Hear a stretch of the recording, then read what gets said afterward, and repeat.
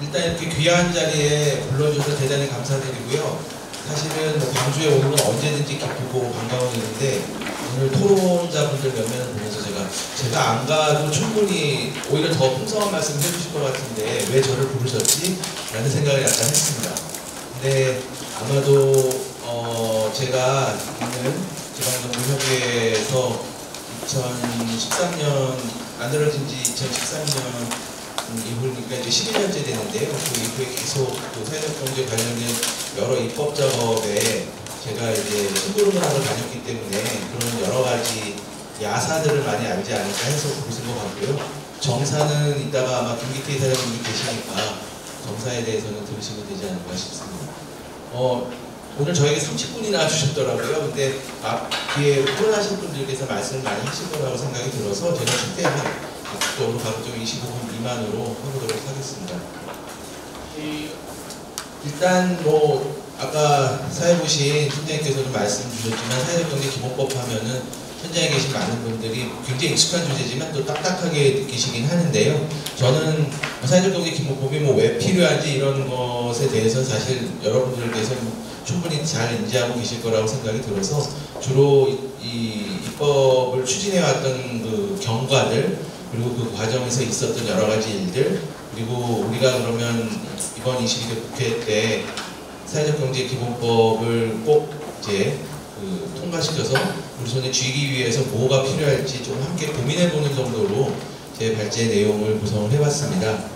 사회적경제 기본법이 뭔지는 다 잘 아실 텐데요. 특별히 이제 그 말씀을 드리기 전에 한 가지 저희가 생각해봐야 될 게 이 입법 노력이 왜 시작됐는지 생각해보면 여러 가지 배경이 있겠지만 일단 우리나라 사회적 경제가 제도화되는 과정에서 잘부터 시작해서 사회적 기업 등등 이 관련 법들이 만들어지는 과정들이 순차적으로 됐습니다. 그래서 아시듯이 이제 자활지원 사업은 국민기초생활보장법 그리고 사회적 기업은 사회적 기업 육성법, 협동조합은 협동조합 기본법 이런 식으로 이제 주요한 사회적 경제 조직들을 규율하는 법들이 순차적으로 만들어졌고 마을기업이나 소셜벤처 같은 경우들은 심지어 법적 근거가 뚜렷하게 있지 않은 상태에서 그냥 여러 어떤 시행령이나 지침 이런 것들을 통해서 운영이 돼 왔습니다.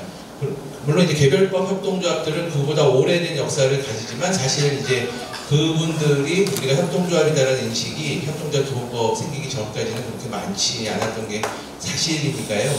그래서 현실적으로 보면 이렇게 순차적으로 제도화가 이루어지면서 아까 분절적으로 정책이나 제도가 이제 펼쳐져 온 게 사실이죠. 여러분들 잘 아시지만 그래서 사회적 기업은 고용노동부가 관할하고 협동조합은 기재부가 관할하고 행안부가 마을기업, 중소벤처기업부가 소셜벤처 우리 거다 하고 있고 자활기업은 보건복지부가 예전부터 이제 복지전달 체계 하나로 또 보기 때문에 이제 이렇게 각각 관할을 하고 운영을 하고 있습니다.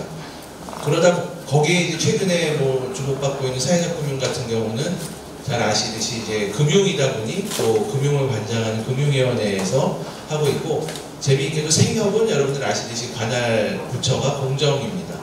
그러다 보니까 이제 사실 사회적 경제라는 큰 울타리 안에 있는 조직들임에도 불구하고 여러 부처로 나뉘어서 정책이 펼쳐지고 경쟁적으로 되기도 하고 이 이전에도 사실 여러 가지가 있었습니다. 예전에 지금 산업부로 불리는 지식경제부에서 또 커뮤니티 비즈니스를 우리 거다라고 하면서 시범사업을 한 적도 있고요. 그러다 보니까 부처가 칸막이로 인한 문제점들이 발생을 했고 그걸 좀 이렇게 해결을 해보자라는 어떤 취지들이 있었죠. 그 외에도 사회적 경제 기본법에 대한 어떤 현장의 요구들이 분명히 있었고 그게 이제 정치인들을 약간 견인해서 사회적 경제 입법 추진 과정이 시작이 됐다고 볼 수 있습니다.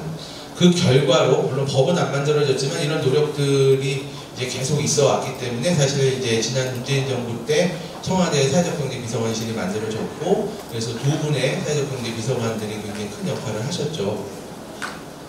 근데 이제 어쨌든 말씀드린 것처럼 분절적으로 운영되는 제도와 정책들 때문에 이제 어떤 통합입법에 대한 욕구들이 좀 있었고 그래서 이제 사회적경제 기본법에 관한 이제 구상들이 좀 있었습니다. 거기에 이제 일부 지자체에서 예를 들면 이제 저도 좀 관여를 했었는데 서울시 사회적경제 기본조례가 2014년에 만들어졌었는데요. 그 13년부터 이제 논의를 해서 만든 거거든요. 근데 그런 이제 지자체 단위에서의 어떤 통합 기본 조례들에 대한 노력들이 있다 보니까 사회적 경제 기본법이라는 통합입법에 대한 이제 노력들이 본격화되죠. 사회적 경제 기본법이라는 거는 뭐 잘 아시니까 설명은 생략하겠지만 기본적으로 이제 사회적 경제를 포괄적으로 접근하고 그 내용의 안에는 사실 법안마다 약간씩 다르지만 큰 틀에서 보면 이제 사회적 경제를 우리 사회에 굉장히 중요한 부분으로 인정하는 게 이제 하나 있고요.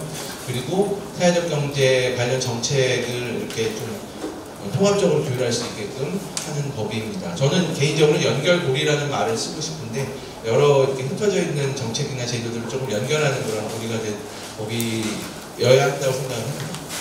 말씀 계속 나왔지만 19대 국회 때 2014년에 첫 발의가 돼서 지금 현재 2022년까지 22대 국회 2024년까지 아직 제정되지 못하고 있습니다. 그런데 이게 왜 중요하냐면 뭐 현장 일부에서는 그게 뭐 없어도 우리가 잘하면 되지 않냐라고 하시는 분들도 계시는데 저 개인적으로는 사회적 경제 활성화에서 굉장히 필수적인 법이다. 지금은 특히 지금 환경에서 그렇다라고 생각합니다. 왜 그런지 좀 이따 말씀을 드리고요.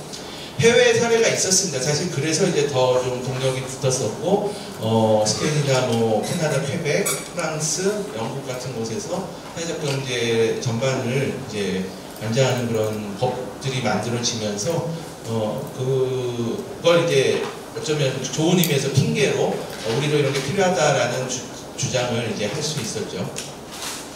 근데 이제 사회적 경제 기본법만 있는 게 아니고 사실 사회적 경제 3법이라고 해서 이건 이제 주로 민주당 쪽에서 이제 2016년부터 본격적으로 막 얘기를 했었는데요. 이 세 가지 법이 이제 사실 한꺼번에 좀 논의가 많이 됐었습니다. 사회적 경제 기본법은 말씀드렸고요. 공공기관의 사회적 가치 실현에 관한 기본법이라고 해서 약칭 사회적 가치 기본법이 19대 때 당시 문재인 의원이 발의를 해서 그 이후에 이제 계속 국회에서 논의가 좀 있었고요. 그리고 사회적 경제 기업을 위한 구매 촉진 및 판로 지원에 관한 특별법, 약칭 판로지원법이라는 것도 2013년에 이제 연말에 발의가 돼서 그래서 사실 사회적 경제 기본법보다 더 먼저 발의가 됐었습니다. 그런데 이 세 가지 법안이 약간 패키지처럼 이제 다뤄지면서 21대 국회나 20대 국회에서 계속 논의는 있었는데 결과적으로 같이 다 좀 잘 진행이 안 됐습니다. 특별히 뭐 이따가도 말씀드리겠지만 이제 당시 야당이 조금 21대 국회에서 소극적으로 접근하면서 이게 이제 각 상임위별로 좀 계류가 되고 결국은 이제 20대 국회 종료되면서 폐지되는 그런 어려움들이 있었죠.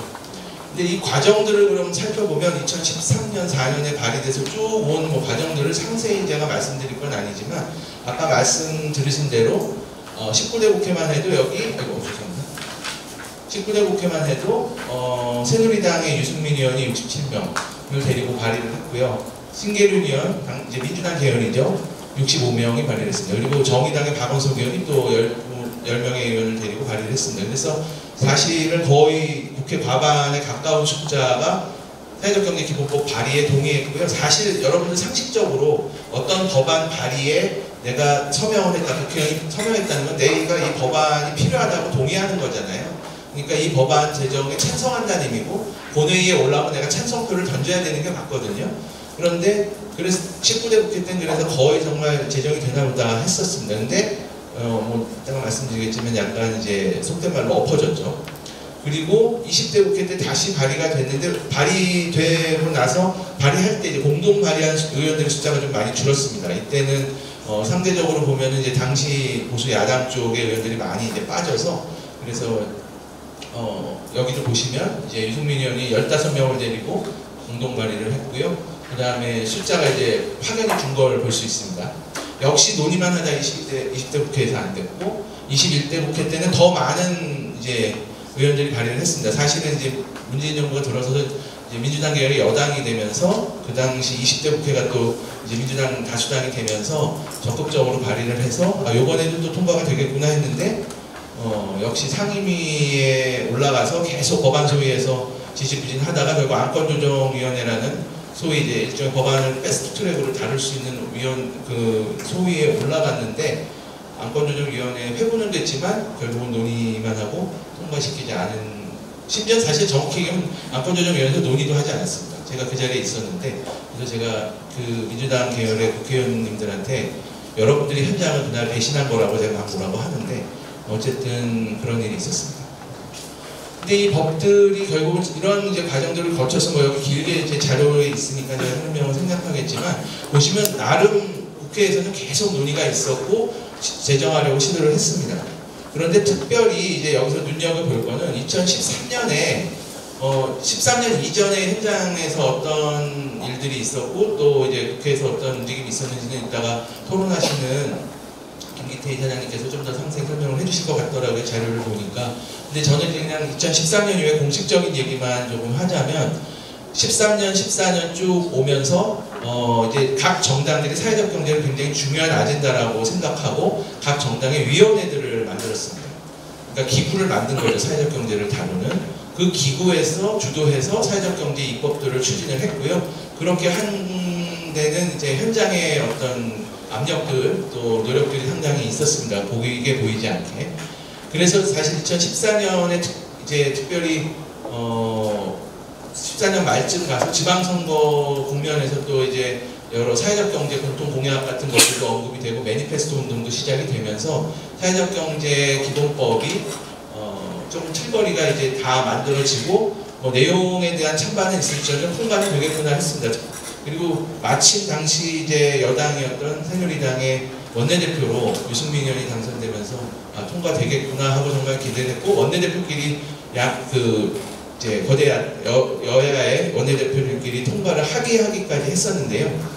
그런데 뭐 아시는 분은 아시겠지만 그 당시에 약간 이제 뭐 배신의 정치하면서 이제 그 당시 대통령이셨던 분께서 레이저를 쏘고 막 이러면서 그래가지고 이제 결국은 원내대표에서 사퇴를 하고 그러면서부터 이게 약간 정치적 뉘앙스가 이 법에 붙어서 유승민법이다. 이제 보수당 쪽에서는 보수 여당 쪽에서는 그렇게 됐습니다. 그러면서부터는 이제 계속 고난의 길을 겪어서 이게 이제 보수 여당 쪽에서는 특별히 관심 있지 않는다면 적극적으로 지지하지 않는 움직임들이 좀 생겼고요. 20대 국회 들어가서 다시 좀 그 불씨를 살리려고 노력을 했고 실제로 뭐 특히나 이제 대선 있고 하면서는 굉장히 사회적 경제가 부각이 돼서 통과가 되나 보다 했는데 뭐 여러 가지 이유에서 하여튼 또 되지 않았습니다. 그래서 이제 약간 각계격파 전략으로 나왔던 것 중에 하나가 여기 보시면 이 세 가지 법을 패키지로 얘기는 하지만 각자 다 따로따로 조금 트랙에 올려서 얘기를 하자라는 쪽으로 가까워졌었고 특별히 이제 판로지원법이라도 그럼 먼저 통과를 시켜야 된다라는 움직임이 좀 이제 국회 안에서는 좀 있었던 걸로 압니다. 그랬는데 역시 이제 각 부처들이 또 조금 소극적이었던 게 있고 여전히 이제 보수 야당이 된 정당에도 좀 반대를 해서 21대 국회에서 회기가 됐는데요. 제가 아까 말씀드렸듯이 이제 안건 조정에 회부를 시켰는데 노동이사제, 사회적경제기본법, 서비스산업발전기본법 그리고 사회적가치기본법 요 4개가 2022년 1월에 안건조정위원회 회부돼서 1월 초에 1월 며칠이었는데 논의가 됐는데요.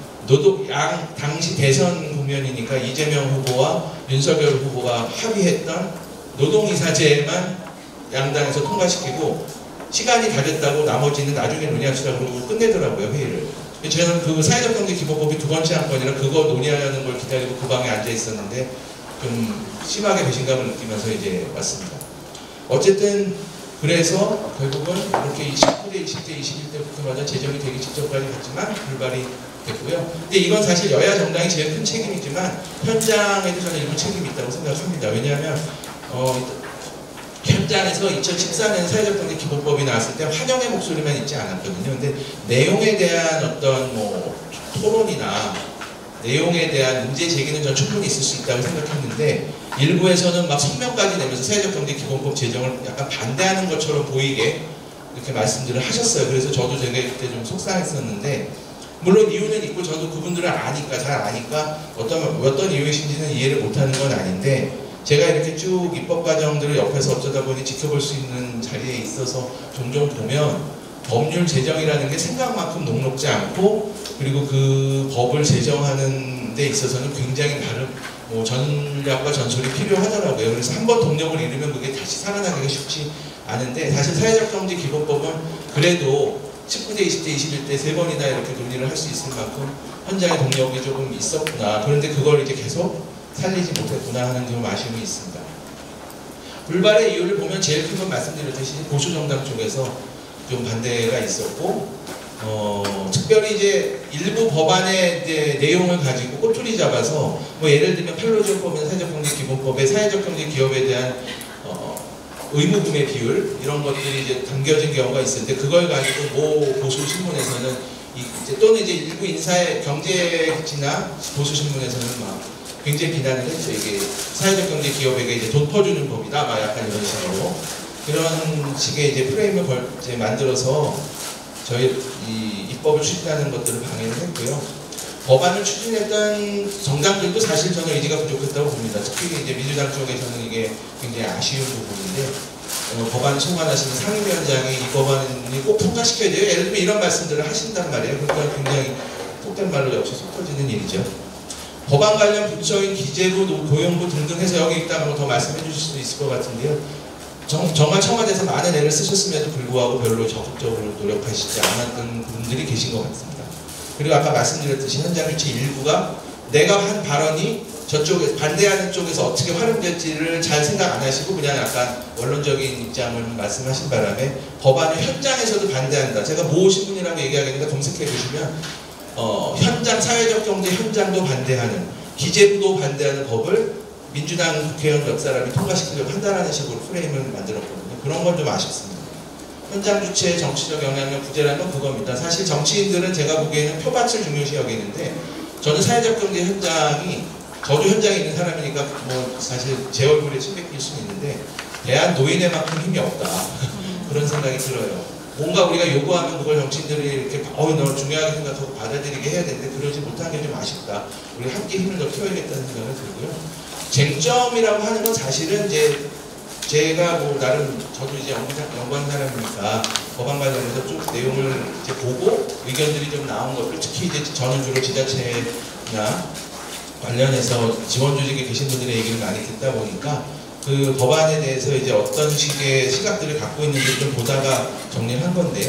지금 기본법은 기본적으로 국가 단위의 사회적 경제 발전을 위한 기본계획을 수립하고, 그 다음에 정책 컨트롤 타워로서 민간 거버넌스 위원회를 구성하고, 그 다음에 어떤 독립된 실행기구를 구성을 합니다. 그리고 사회적 경제원 또는 사회적 경제 개발원이라고도 지금 명칭이 붙여져 있는데요. 그 다음에 사회적 금융 활성화를 하고요. 그리고 공공기관들이 사회적 경제 기업 제품을 좀 우선 구매해라, 뭐 이런 정도의 내용들이 이제 대체로 공통적으로 들어가 있습니다. 이걸 통해서 사회적 경제를 법적으로 명확하게 좀 규정을 하고, 그 다음에 이제 사회적 경제 조직에 대한 어떤 비효율적인 지원 체계들이 있었던 그걸 좀 개선하자. 특별히 이제 지역 단위로 사회적 경제 정책을 좀 활성화하자는 게 사회적 경제 기본법의 근본 취지입니다. 사실은 이제 중앙에서 하시는 게 한계가 있기 때문에. 그래서 이제 저희 지방정부협의회에서 그동안 10여 년 동안 계속 이 법을 만들어 달라고 하면서 지역의 지원 체계에 관한 이야기들을 계속 담아내는 이유기도 하고요. 이게 만들어진다 그러면 사실은 뭐 이런 긍정적인 영향이 있지 않을까 생각을 합니다. 사회적 경제 개념이 좀 더 확대되면 아무래도 시민들의 참여가 더 용이해질 거고, 특별히 세계적 흐름을 봤을 때 사회적 경제 개념이 넓게 적용되면 보다 많은 일들을 사회적 경제가 하는 것으로 이제 시민들이나 사회에서 좀 인정을 받지 않을까.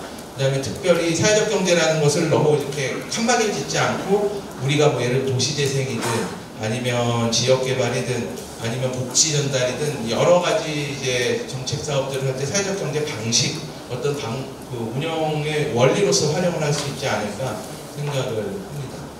특별히 이제 지역에서 그런 일들이 더 가능해질 것 같고, 저희 협의회에서도 그런 사례를 만들기 위해서 여러 가지 방식으로 노력을 해왔습니다. 그래서 의료나 돌봄, 환경 등 지역 주민 삶에 체감되는 방식으로 사회적 경제가 어떻게 기여할 수 있다라는 걸 좀 보여주는데 사회적 경제 기본법이 큰 역할을 할 거다라고 생각을 하고요. 근데 쟁점으로 보면 그러다 보니까 이제 사회적 경제 개념이 뭐냐에 대한 얘기가 있습니다. 특히 사회적 경제 기업의 범주를 어떻게 할 거냐. 법안마다 약간씩 차이는 있지만 대체로 보면 이제 지금 현재 4대 부분이라고 되어 있는 부분 것보다도 좀 더 확대하자라는 게 기본적인 입장이고요. 그런데 이제 일부에서는 그렇게 너무 넓히다 보면 중소기업하고 사회적 경제 기업의 어떤 이 구분이 희미해지지 않겠느냐라는 지적도 있습니다. 그러니까 어떤 것이 옳고 그른지는 사실 우리가 앞으로 계속 토론을 해나가야 될 것 같고요. 저는 그냥 여기서 이런 얘기들이 있었다. 이게 사회적경제기본법의 모든 쟁점을 제가 다 정리한 건 아니지만 이제 저희 협의회에서 그동안 좀 중요하게 보았던 내용들입니다. 사회적경제 주무부처에 대한 이야기는 계속 있었는데요. 법안 추진 과정에서 그러니까 기재부가 계속하게 둘 것이냐, 현재는 이제 기재부가 총괄부처로 되어 있는데 고용부나 행안부처럼 현장 사업을 하는 부처가 가지고 가야 되지 않겠느냐는 얘기가 있고, 그래도 기재부가 중앙부처 중에 제일 힘이 세니까 기재부한테 이제 맡겨놓으면 좀 챙기지 않겠느냐 하는 얘기들이 좀 있었습니다. 그래서 뭐 이것도 역시 어떤 것이 맞고 틀린, 옳고 그르지는 조금 토론이 필요할 것 같고요. 사회적경제기금을 설치하는 내용이 대부분의 법안에 들어가 있는데 사회적경제기금 설치에 대해서 반대하는 입장들이 의외로 있습니다. 특히 이제 제가 보기에는 이제 보수적인 시각을 가지신 분들이거나 그런 쪽에서는 이 기금 또는 심지어 이제 부처 안에서도 기금 설치에 대해서 반대하는 입장들이 좀 있었다고 알고 있고요. 사회적경제 현장에서는 당연히 금융지원이 핵심이기 때문에 사회적경제기금을 중요하게 봅니다. 사회적경제원, 현재 지금 한국사회적기업진흥원이 있는데 이게 제 역할을 하고 있느냐에 대한 평가는 차치하더라도 어쨌든 사회적경제원이라는 것이 좀 필요하죠. 전체적인 어떤 정책을 개발하고 또는 연구를 담당하고 어떤 방향을 설정하는 데 좀 역할을 해야 되지 않겠느냐. 사회적기업진흥원이 이제 사회적기업에 어쨌든 뭐 편중돼서 할 수밖에 없고 현재는 협동조합 지원 업무도 일부 담당을 하지만 어쨌든 이걸 이제 좀 개선해야 되지 않느냐는 취지로 사회적경제원은 법안 논의 초기부터 있었는데 그걸 이제 최근 뭐 몇 년 동안에 특히 이제 문재인 정부 말미의 논의에서는 기재부에서는 이런 어차피 광역이랑 지역에 지원 체계들이 있으니 사회적경제원을 굳이 만들 필요가 있느냐, 연구만 필요하다면 국책연구기관 산하의 일종의 센터로 만들어둬도 되지 않느냐 뭐 이런 입장이고요. 일부 법안에는 사회적기업진흥원을 사회적경제원으로 재편하자라는 뉘앙스로 이제 담겨 있는데 현장 일부나 뭐 찬성하는 분들도 계신 것으로 아는데 저는 아마 진흥원을 찬성하는 것 같아요. 근데 일부에서 또 반대들이 있습니다. 왜냐하면 사회적기업진흥원이 지금 일을 잘하느냐에 대한 평가가 또 좀 담겨 있는 것 같고 또 사회적기업진흥원이 하고 있는 일을 그대로 그냥 사회적경제원이 승계할 것이냐에 대한 이제 서로 다른 생각들이 좀 있는 것 같습니다.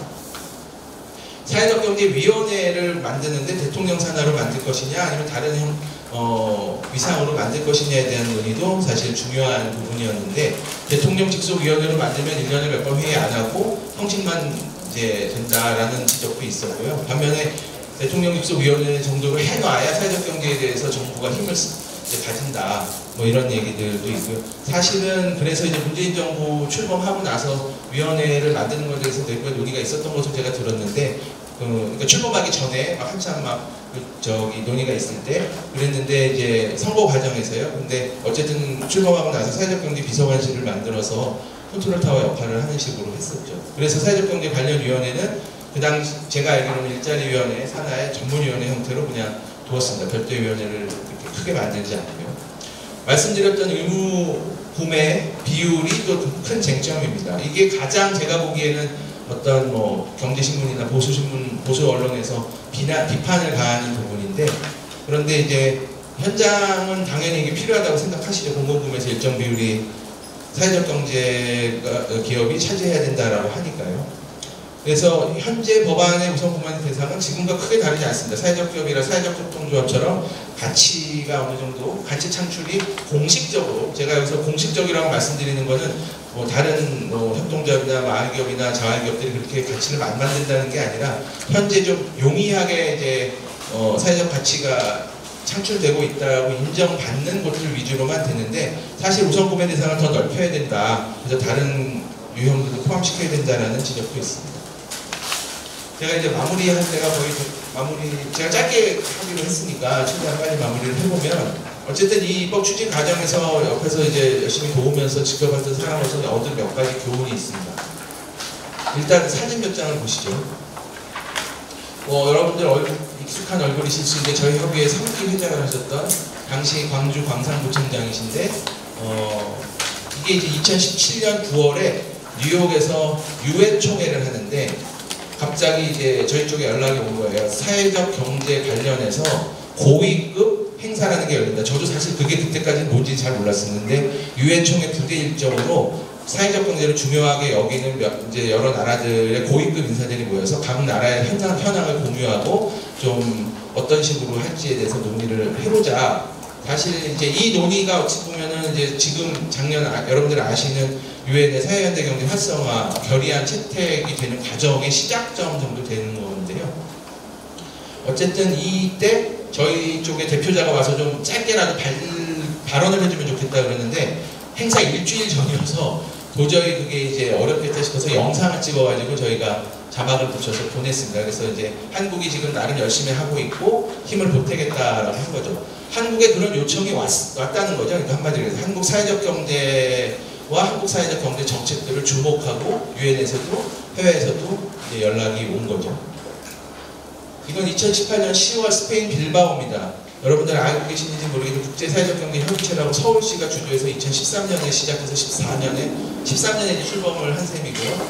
그리고 이제 의장 도시로서 서울이 쭉 해외 여러 사회적경제 선진도시들과 함께 협력했던 국제 네트워크 조직인데 그때 총회 겸 포럼이 경연으로 이렇게 여러 대륙을 순회하면서 했는데 2018년에 스페인 빌바오에서 했고 이분이 빌바오 시장입니다. 여러분들 빌바오 뭐 가보신 분들도 있을 텐데 어쨌든 사회적 경제의 메카인 몬드라곤이 바로 옆에 있어서 사실 몬드라곤과 빌바오는 거의 불가분의 관계처럼 되어 있죠. 근데 그리고 뒤에 뭐 프랑스 시장님도 계시고 다 있습니다. 여러 나라에서 한국의 사회적 경제를 또 역시 주목을 해서 그리고 어찌 보면 리더 역할을 한 거죠. 21년 12월에 여러분들 중에 또 가신 적이 있으실 텐데 ICA 세계협동조합대회가 서울에서 열렸고 대통령도 참석하셔서 힘을 실어주시는 등의 일들이 있었습니다.